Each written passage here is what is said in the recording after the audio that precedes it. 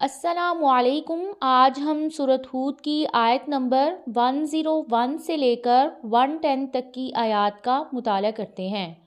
اعوذ باللہ من الشیطان الرجیم، بسم اللہ الرحمن الرحیم۔ وما اور نہیں، ظلمناہم ظلم کیا ہم نے ان پر، ولیکن اور لیکن، ظلموا انہوں نے ظلم کیا،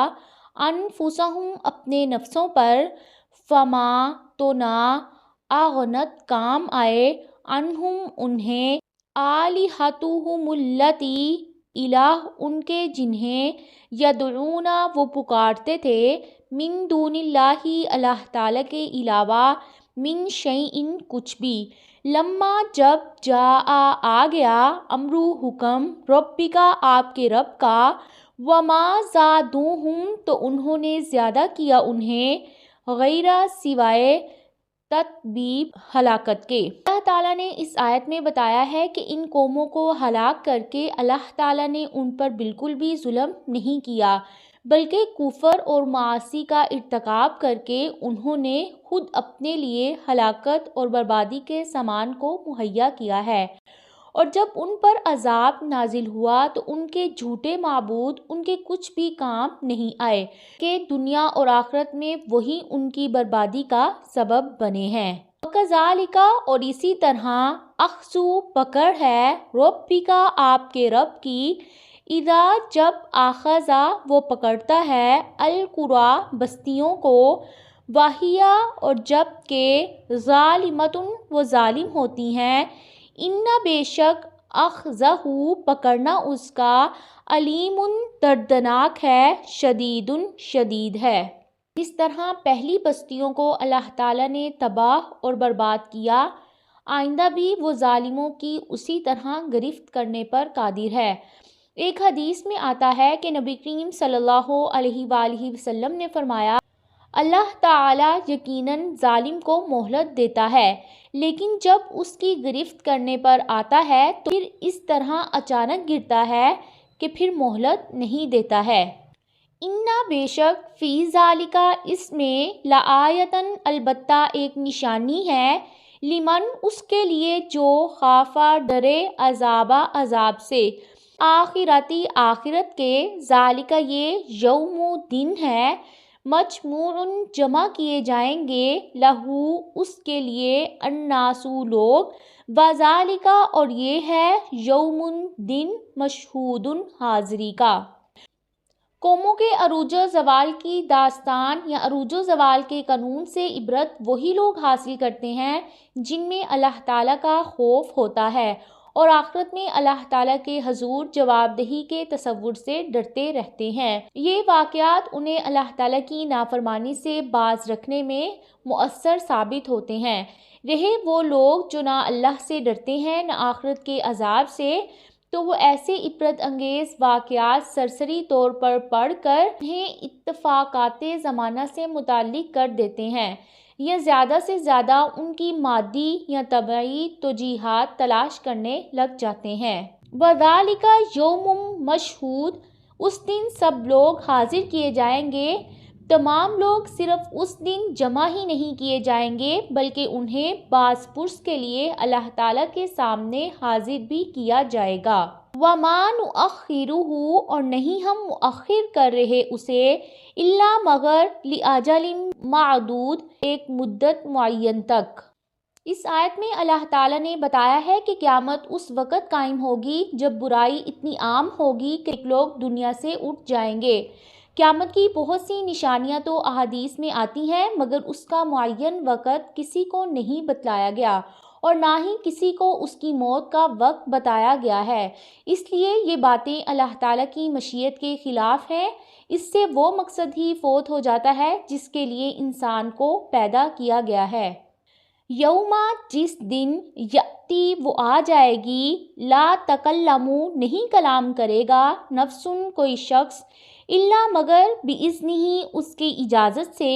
فمنہم تو ان میں سے کوئی شقیشن بدبخت ہوں گے و سعیدن اور نیک بخت ہوں گے۔ اس آیت میں ان لوگوں کو سبق حاصل کرنا چاہیے جو اپنے بزرگوں کی سفارش پر تکیہ لگائے بیٹھے ہوتے ہیں، اپنے ایک ایک مرید کو بخشوائے بغیر راضی نہیں ہوں گے اور نہ خود جنت میں داخل ہوں گے، اور بالآخر وہ اللہ تعالیٰ کو اپنی بات منوا کر ہی چھوڑیں گے۔ حالانکہ وہ دن ایسا سخت ہوگا کہ انبیاء بھی اللہ تعالیٰ کے حضور لوگوں کی سفارش کرنے سے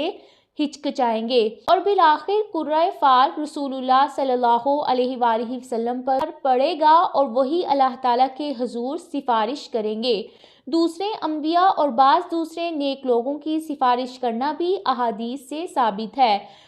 وَأَمَّا الَّذِينَ تو رہے وہ لوگ جنہوں نے شقوا بدبخت ہوئے، فَفِي النَّارِ آگ میں ہوں گے، لہم ان کے لیے فیہا اس میں زفیرٌ چیخ و پکار ہوگی، وشہیقٌ اور دھارنا ہوگا۔ اس آیت کے دو مطلب ہیں، ایک تو وہی جو ترجمے میں بیان کیا گیا ہے، اور یہ مطلب قرآن کے دوسرے مقامات سے بھی ثابت ہوتا ہے۔ قیامت کے دن کچھ لوگ ایسے بدبخت ہوں گے جن کا ٹھکانہ جہنم ہوگا اور وہاں ہمیشہ کے لیے رہیں گے، الا یہ کہ اللہ تعالیٰ کسی کو محض اپنے فضل و کرم سے اس میں نہ ڈالے۔ یہ بات تو متواتر احادیث سے ثابت ہے کہ اہل توحید جہنم سے بالآخر نکال دیے جائیں گے، اور اس دن کچھ لوگ خوش قسمت ہوں گے جنہیں ہمیشہ کے لیے جنت میں داخل کر دیا جائے گا، جس کی نعمتیں کبھی بھی ختم نہیں ہوں گی۔ خالدین فیہا ہمیشہ رہنے والے ہیں اس میں، ما دامت السماوات والارض جب تک قائم ہے آسمان اور زمین، الا مگر ما شاء جو چاہے، ربک آپ کا رب، ان بے شک ربک آپ کا رب، فعال لما یرید کر گزرنے والا ہے اسے جو وہ چاہتا ہے۔ یہ الفاظ بطور محاورہ استعمال کیے گئے ہیں کیونکہ اہل عرب دوام اور لامحدود مدت بیان کرنے کے لیے یہی الفاظ کا استعمال کرتے تھے، ورنہ یہ موجودہ زمین آسمان تو قیامت کے وقت ختم کر دیے جائیں گے۔ ان الفاظ سے بعض لوگوں کو یہ مغالطہ ہوا ہے کہ کافروں کے لیے جہنم کا عذاب دائمی نہیں ہوگا، اس وقت تک ہوگا جب تک زمین اور آسمان رہیں گے، لیکن یہ بات صحیح نہیں ہے کیونکہ آسمان اور زمین سے مراد جنس ہے۔ دنیا کے زمین اور آسمان اور ہیں جو فنا ہو جائیں گے، لیکن آخرت کے زمین اور آسمان ان کے علاوہ ہوں گے، جیسا کہ قرآن میں ہے کہ اس دن یہ زمین دوسری زمین سے بدل دی جائے گی اور آسمان بھی بدل دیے جائیں گے۔ وَأَمَّا الَّذِينَ اور رہے وہ لوگ جو سُعِدُوا نیک بخت ہوئے، فَفِي الْجَنَّةِ تو جنت میں ہوں گے، خالدین فیہا ہمیشہ رہنے والے ہیں اس میں، ما دامت السماوات والارض جب تک قائم ہے آسمان اور زمین، الا مگر ما شاء جو چاہے، ربک آپ کا رب، عطاءً بخشش ہے، غیر نہیں ہے، مجزوز ختم ہونے والی۔ اس آیت کے بارے میں ضحاک اور حسن بصری کا قول یہ ہے کہ گناہگار کچھ مدت جہنم میں گزار کر اس کے بعد وہاں سے نکال لیے جائیں گے، بلکہ ابتدا میں کچھ عرصہ جہنم میں گزرے گا، پھر انبیاء کرام اور اہل ایمان کی سفارش سے ان کو جہنم سے نکال کر جنت میں داخل کیا جائے گا۔ جیسا کہ احادیث سے ثابت ہوتا ہے کہ جن گناہگاروں کو جہنم سے نکال کر جنت میں داخل کیا جائے گا، یہ داخلہ عارضی نہیں، ہمیشہ کے لیے ہوگا، اور تمام جنتی اللہ تعالیٰ کی عطا اور نعمتوں سے ہمیشہ لطف اندوز ہوتے رہیں گے۔ فلا تکو پس نہ ہو آپ، فی مرجۃ شک میں، مما اس سے جس کی یعبدو عبادت کرتے ہیں، ہؤلائی یہ لوگ، ما یعبدون نہیں وہ عبادت کرتے، الا مگر کما جیسا کہ یعبدو عبادت کرتے تھے، آباؤہم ان کے آباء و اجداد، من قبل اس سے پہلے، وَإِنَّا اور بے شک ہم، لَمُوَفُّوہُم البتہ پورا پورا دینے والے ہیں ہم انہیں نصیبہم ان کا حصہ غیر منقوص بغیر کمی کیے۔ اللہ صلی اللہ علیہ وسلم کو محض تاکید مزید کے لیے ہے، ورنہ خطاب عام لوگوں کو ہے۔ مشرکوں کے شرک کے باطل ہونے میں ہرگز شبہ نہ کرنا، ان کے پاس سوائے باپ دادا کی بھونڈی تقلید کے اور کوئی دلیل ہی کیا ہے۔ نیکیاں انہیں دنیا میں ہی مل جائیں گی، آخرت میں عذاب ہی عذاب ہوگا۔ وَلَقَدْ اور البتہ تحقیق آتَیْنَا ہم نے دی موسیٰ کو الکتابہ کتاب، فاختلف پس اختلاف کیا گیا فیہ اس میں، ولولا اور اگر نہ ہوتی کلمۃ ایک بات، سابقت جو گزر چکی، من ربک آپ کے رب کی طرف سے، لقضی البتہ فیصلہ کر دیا جاتا، بینہم ان کے درمیان،